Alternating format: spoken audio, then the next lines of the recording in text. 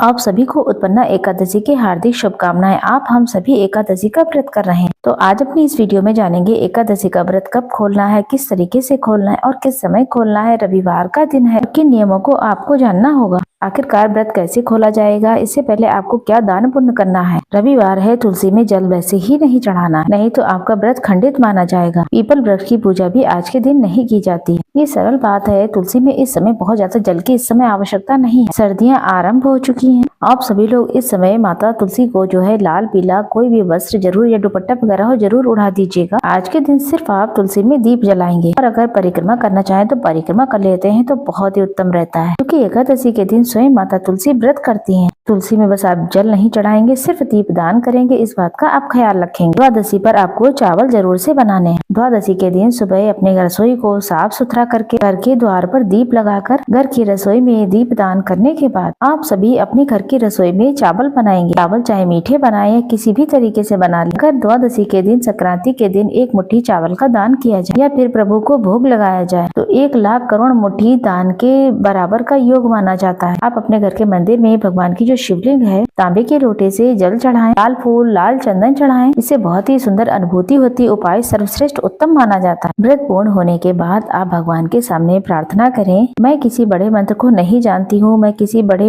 नियमों का पालन नहीं कर पाती हूँ, मैं अनजान हूँ, मुझसे भूल चूक हो ही जाती है, परंतु आपने मुझे एकादशी व्रत करने के लिए चुना, आपका बहुत धन्यवाद। साथ ही मैंने जो भी एकादशी का व्रत किया है इसका पुण्य फल मेरे पितरों को मिले और मेरे परिवार में सदा सर्वदा खुशियाँ बनी रहे। आपको मन ही मन ये विनती करनी है, अगर मुझसे कोई भूल चूक हो जाए तो मैं क्षमा प्रार्थी हूँ। बस इस तरीके से आप प्रार्थना कर लीजिए। आप कुछ विशेष बड़ा नहीं कर सकते। आप मेरे भाव देखें, मेरी पूजा को देखें, मेरे मन कर्म वाणी को देखें। ऐसी प्रार्थना करके और आप कहें कि हे भगवान जी, अब मैं अपने व्रत को खोलने जा रही हूँ। शुभ मुहूर्त में तुलसी पत्र मुंह में रखकर या फिर आपने भगवान को जो भोग लगाया है उन फलों के साथ अपने व्रत को आप खोल लीजिए। व्रत खोलने से पहले एक समय का भोजन पंडित जी के लिए दान के लिए निकाल दें। चावल जरूर से दान करें। अन्न वस्त्र मौसमी फल काला तिल जो आपसे बन पड़े, जितना आपसे बन पड़े, कम ज्यादा एक समय का भोजन आप पंडित जी के लिए अलग से निकाल के रख दें। नहीं तो अपने घर पर पंडित जी को बुलाएं और व्रत खोलने पहले उन्हें भोजन कराएं, तब तो बहुत ही बढ़िया रहेगा। नहीं तो आप थाली में सीधा निकाल कर रख दीजिए, बाद में पंडित जी को दान में दे दें। साथ के साथ गौ माता को भी भोजन करवाएं, फिर आप बहुत ही आसानी से अपने व्रत को खोल सकते हैं।